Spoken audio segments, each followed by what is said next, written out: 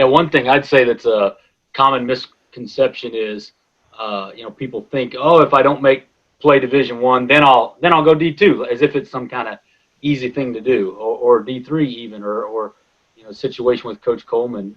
There is so much competition, and there are so many good players, and it is hard to find opportunities to play college basketball really at any level. And I think some people have this perception in mind that it's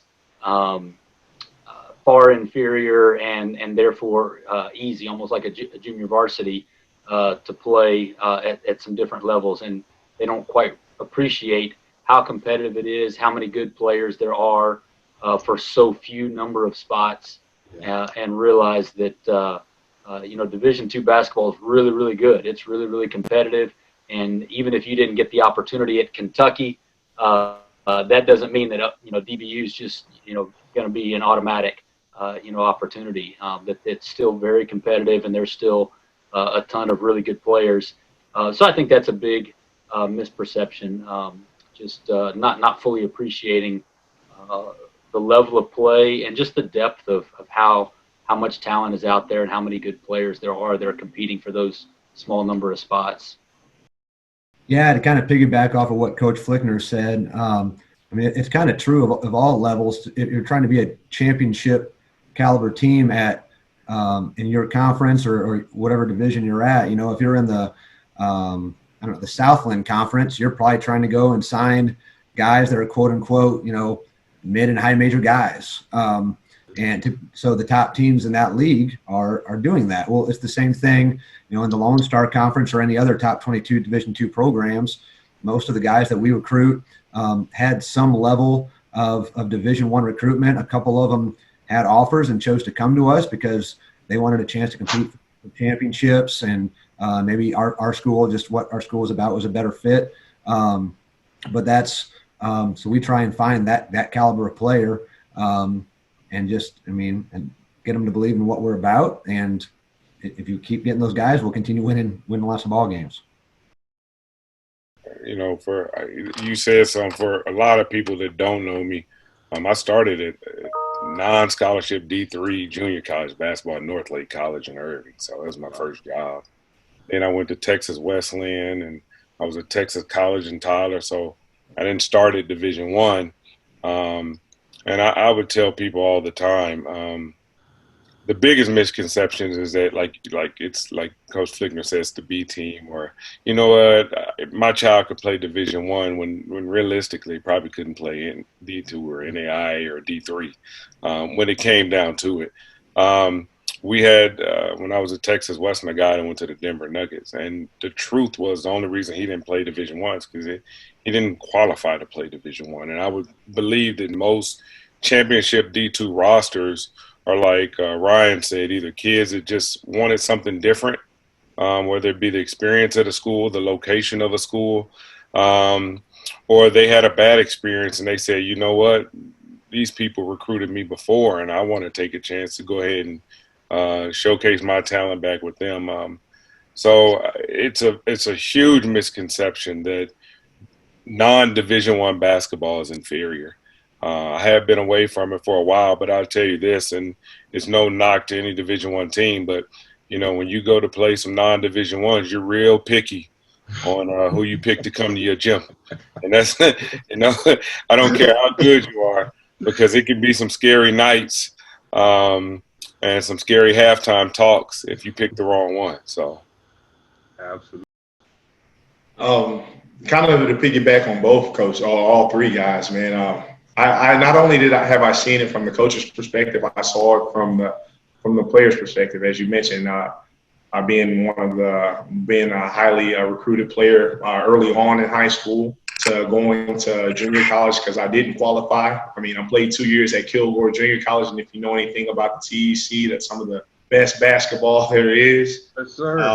From there, being blessed enough to earn a full ride to go play for Coach Flickner at DBU, and found out that Division II was also some of the best basketball you're going to find. So going from those two levels, like you said early on, when you're getting those opportunities, you're thinking, man, well, if I go here, I'm going to get a chance to kill. Then you get in there and you're like, man, this guy's 6'9" next to me. He was at Florida, one of the top players. This guy was one of the top players in Alabama. This guy I played with. I think when we were at Kilgore, we were the number 5 JUCO in the country, and we had guys like Marcus Thornton, who played a short NBA career, was one of the top leading scorers out of LSU. I mean, he had some ringers on that team, and I barely got off the floor. Barely got the chance to touch the floor, and that's coming out of DeSoto High School, where I helped win one of the first state championships.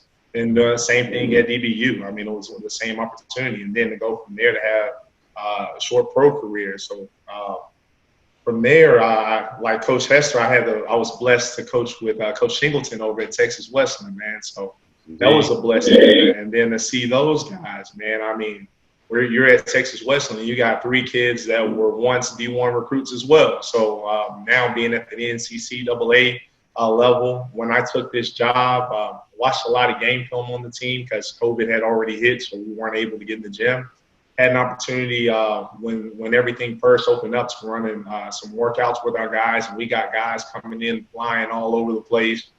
You're thinking, man, if they're playing like this at NCCAA D2 non-scholarship, it's tough. It's hard to earn a scholarship or even play it at our level where it is non-scholarship. It's very, very competitive. So you're exactly right. It's hard. It's a lot harder than a lot of kids, and I know families believe, because I even see it today while coaching grassroots. Everybody thinks that their kid is going to play at the next level. Unfortunately, that's not always the case.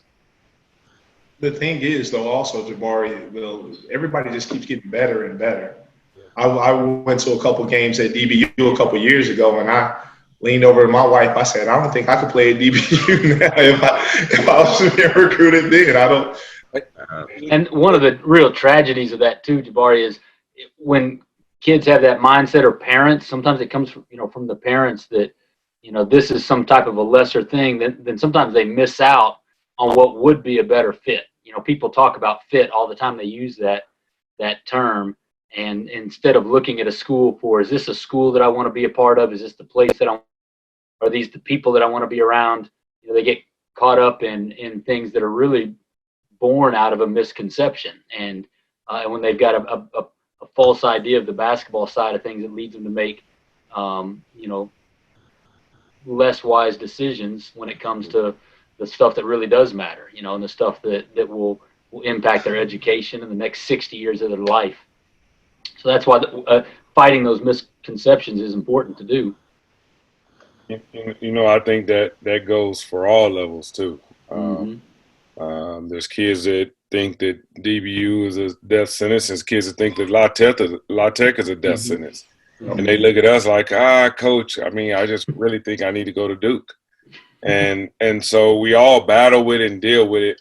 Yep. But I think as a basketball community, we have to just keep educating parents and kids, one, by uplifting all schools and all education.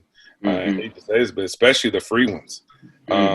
Because you're not only passing up a chance to play basketball at somewhere and probably enjoy the experience, but you're also shunning thousands of dollars that could save your family money. And I don't think most people look at it that way, where you could be if you come out of school without maybe a student loan.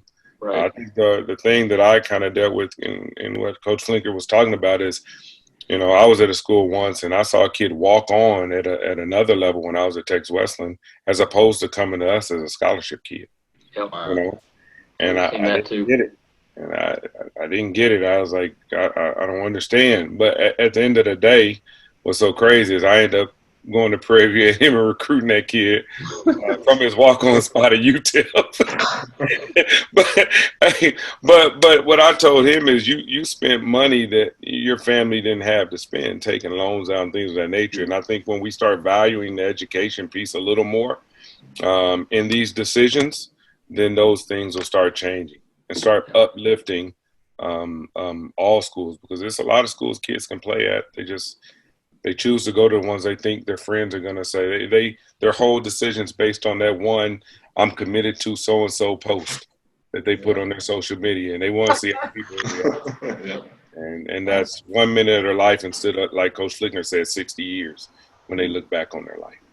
Yeah, and there's in Texas, it's in large part a blessing. We have a lot of people who are very involved in kids' lives that are outside of college coaches that volunteer a lot of time and a lot of their money to help young men get opportunities.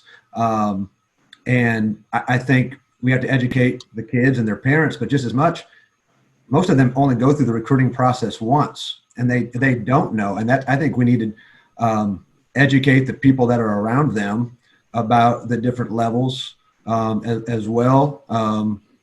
Trying to get people to come to our games. Like Jabari, I've appreciated you come to some of our games. You know what the Lone Star's like. So when you do have young men that fit, you're not just pumping them to the highest level possible. It's what is best for you. And we have a lot of people in Texas and the Metroplex who do that, but there's also some that are just, okay, well, I got to get a really good team next year for the next class. I'm going to pump them highest level possible and not taking the other things into account.